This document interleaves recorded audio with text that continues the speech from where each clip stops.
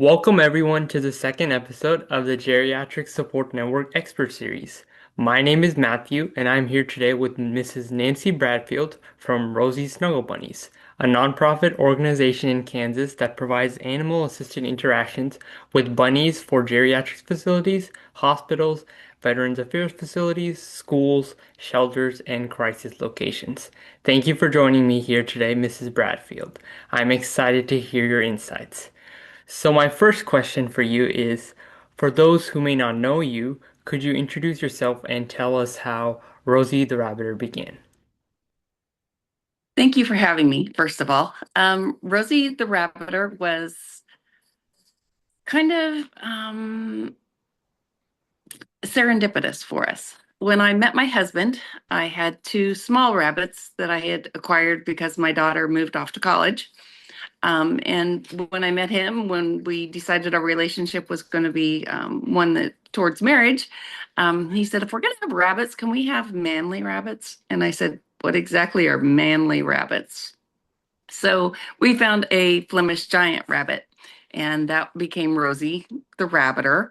And after I searched some Facebook pages and joined some groups and stuff, I saw a lady that was doing some therapy with her Flemish giant. So we decided to get Rosie certified, and that's kind of what has developed into Rosie Snuggle Bunnies. Was her initial. My cat's going crazy over there. Was her initial joining of our family. Yeah, that's a great story. Rosie Rosie's definitely one of the more larger bunnies because she's in Yes, the Flemish giant family, right? yes. Yeah. The Flemish Giant, that particular breed is known to be very docile and laid back, very tolerant. So they just lend themselves to be emotional support animals. Are there anything specific about her species that you need to take into account when you take care of her? Definitely. Since they are larger, they can have a lot of spine and joint problems. And Rosie actually passed due to bone cancer. Um, so, yes, with rabbits in general, there's a lot of unique veterinary issues. But specifically with the Flemish Giants, they just have a lot of different spine and joint problems. Hmm. Yeah. So most people have heard of therapy dogs, but therapy rabbits are much less common. What would you say are like some of the differences between a therapy dog experience and an experience with therapy rabbit? Right. Anytime animal assisted therapy, there's so many different aspects. People can have histories with dogs specifically, less traumatic histories with rabbits generally.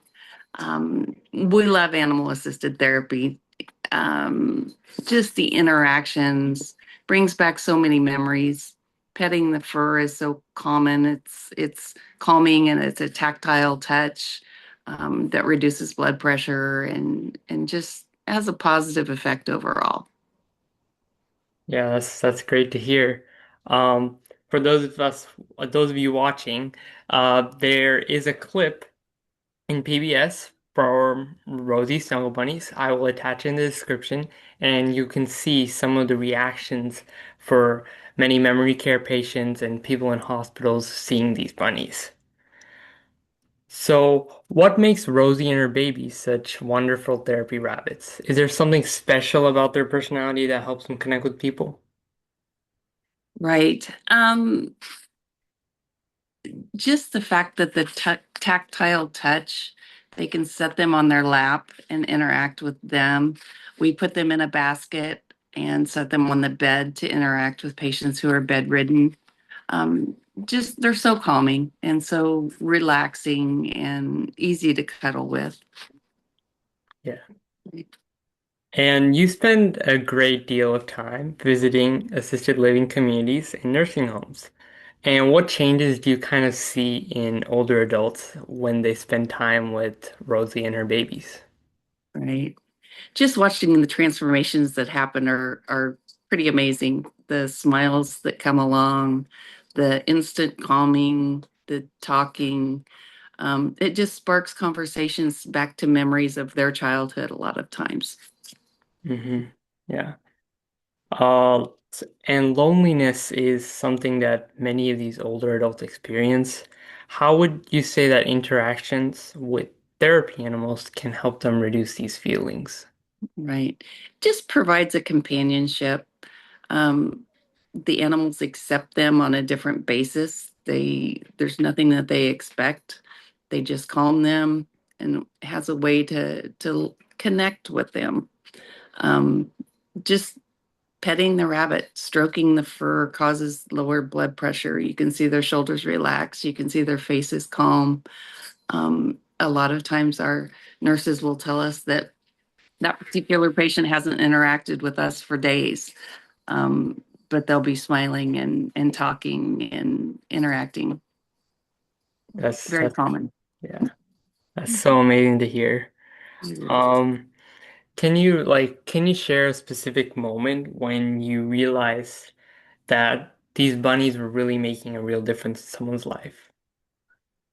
Um, Probably early on, my daughter was working at a care home, one of the homes where there's only a few patients, and she called and said that they had a hospice patient who was nearing the end of her life, and asked if I could come see her. And so we went over there, and there's a clip I can send you also of her interaction with Rosie. I had lifted Rosie up to show her her feet, and her reaction is just priceless. Um, and she passed about 48 hours later. But just to see the joy and the interaction with her in her last few days was really touching, and it just has remained on my heart. Yeah, that sounds like a great moment. Yeah. I'll be sure to add that in also to the description. Okay. And my last question is for someone who loves rabbits and wants to give back, how can they become involved with Rosie the Rabbiter? You can follow us on any of the social medias. We do some fundraising things. We are local to Central Kansas, so if you're in the Wichita area, we're always looking for volunteers to help us. They can reach out and contact us that way. But financial support is probably the easiest way that people can help us and share our posts and things like that when we're having fundraisers and whatnot. Hmm. And would you say that there are any opportunities for people in Kansas that for them to help volunteer and take care of the rabbits? Absolutely. If they're local to us, we have converted part of our shop into what we call the Bunny Barracks. My husband's a retired veteran, so that's near and dear to our heart too. Is our service to the veterans. But people can come out and help us clean and just care for the rabbits themselves, groom them, and those types of things with some training. Yes, that's great. And would you have you had any like children help with this? We have had some Girl Scout troops that have volunteered to come out and clean pens and stuff as service hours. So Yeah, yeah, I think that's probably a great experience for them. absolutely. Now, before we end this interview, this we were mainly talking about rabbits and their use in geriatrics in therapy, but I know that your organization also offers goats. So, can you tell us a little bit about that? Right. We wanted to stretch out and do some different offerings. So a year and a half ago, we got two pygmy goats. We have Rowdy and Ranger that we do take out. They're not as easy to transport and to take to facilities and things, but we do take them out on occasion, and people get to interact with them as well. They're about 50 or 60 pounds, but they are short and stocky, and it's just a different interaction. You mainly watch them instead of snuggle with them, but they're ornery and they're just cute. Yeah. Yeah. So, thank you once again, Mrs. Bradfield, for taking the time to join this interview. Do you have anything else that you would like to tell our audience? We appreciate the opportunity to spread the word about what we do. And if anybody out there has rabbits in their area that they're interested in possibly getting certified, please reach out. We have some different resources that we can share with. But any type of animal assisted therapy is such a wonderful, wonderful service. Hmm. Yeah. Well, that wraps up this expert series episode. Please check out Rosie's Snuggle Bunnies at rosietherabbiter.com for more information about this wonderful organization. Please also check out the Geriatric Support Network website for more expert series that are soon to come. Thank you all for listening.